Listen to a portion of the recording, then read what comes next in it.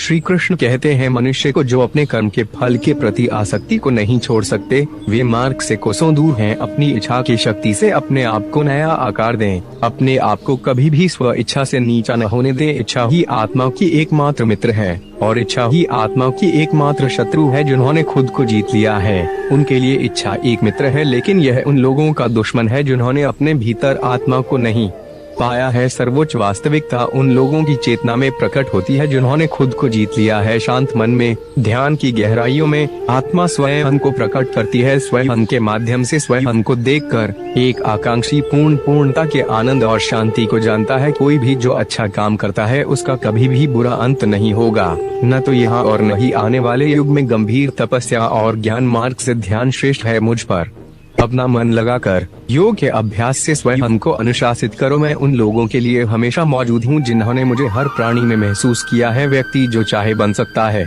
यदि वे विश्वास के साथ इच्छित वस्तु पर लगातार चिंतन करे। मन बहुत चंचल है, जो इंसान के दिल में उथल पुथल कर देता है। जैसे वे मेरे पास आते हैं, वैसे ही मैं उन्हें ग्रहण करता हूँ। सभी पथ पार्थ मानव को मेरी ओर ले आते हैं। इंद्रियों से मिलने वाला सुख पहले तो अमृत जैसा लगता है, लेकिन अंत में यह विष के समान कड़वा होता है। जब ध्यान में महारत हासिल हो जाती है तो मन हवा रहित स्थान में दीपक की लौ की तरह डिग रहता है। हे अर्जुन, तीनों लोकों में मेरे पाने के लिए कुछ भी नहीं है और न ही कुछ ऐसा है जो मेरे पास नहीं है। मैं अभिनय करना जारी रखता हूँ, लेकिन मैं अपनी किसी जरूरत से प्रेरित नहीं हूँ। कर्म मुझ पर इसलिए नहीं टिकते क्योंकि मैं उनके परिणामों से जुड़ा नहीं हूँ। जो लोग इसे समझते हैं और इसका अभ्यास करते हैं, वे स्वतंत्रता में रहते हैं। ज्ञान की भेंट किसी भी भौतिक भेंट से बेहतर है, क्योंकि सब कामों का लक्ष्य आत्मिक बुद्धि है। जैसे आग की गर्मी लकड़ी को राख कर देती है, वैसे ही ज्ञान की आग सभी कर्मों को भस्म कर देती है। अपना काम हमेशा दूसरों के कल्याण को ध्यान में रखकर करें। अप्राकृतिक कर्म बहुत तनाव पैदा करता है। हर व्यक्ति का विश्वास उसकी प्रकृति के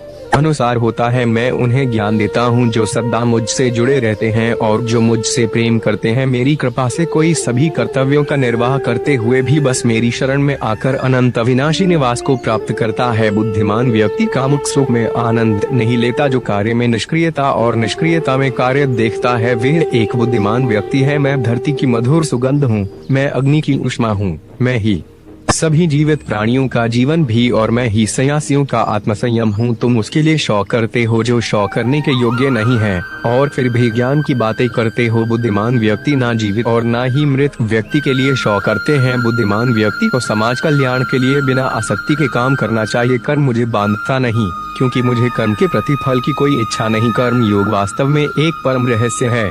कर्म उसे नहीं बांधता जिसने काम का त्याग कर दिया है। अपने अनिवार्य कार्य करो, क्योंकि वास्तव में कार्य करना निष्क्रियता से बेहतर है। आत्मज्ञान की तलवार से काटकर अपने हृदय से अज्ञान के संदेह को अलग करके अनुशासित बनो। मनुष्य अपने विश्वास से निर्मित होता है। जैसा वो विश्वास करता है वैसा वो बन जाता है। इस जीवन में मनुष्य न तो कुछ खोता है और न ही कुछ व्यर्थ होता है। मन अशांत है और उसे नियंत्रित करना कठिन है, लेकिन अभ्यास से इसे वश में किया जा सकता है। केवल मन ही किसी का मित्र और शत्रु होता है। व्यक्ति या जीव का कर्म ही उसके भाग्य का निर्माण करता है। जब मानव अपने कार्य में आनंद खोज लेता है, तब वह पूर्णता प्राप्त कर लेता है। नरक के 3 द्वार वासना, क्रोध और लालच हैं। क्रोध से भ्रम पैदा होता है, भ्रम से बुद्धि व्यग्र होती है। जब बुद्धि व्यग्र होती है तब तर्क नष्ट हो जाता है। जब तर्क नष्ट होता है तब व्यक्ति का पतन हो जाता है। सदैव संदेह करने वाले व्यक्ति के लिए प्रसन्नता न इस लोक